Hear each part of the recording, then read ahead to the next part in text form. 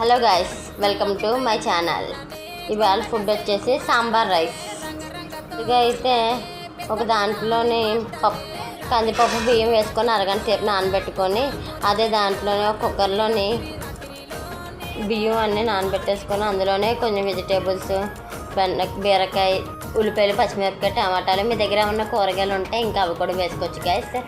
Cooker వేసేసిన తర్వాత 3 whistles వచ్చిన తర్వాత తీసేసి ఆ రైస్ని ఒక గిన్నెలోకి అయితే వేసేసుకోవాలి గైస్. అందులోనే కొన్ని వాటర్, కొంచెం చింతపండు రసం వేసేసుకొని బాగా కలిపేసుకున్న తర్వాత అందులోనే ఉప్పు, కారం, పసుపు వేసేసుకొని బాగా కలుపుకోవాలి.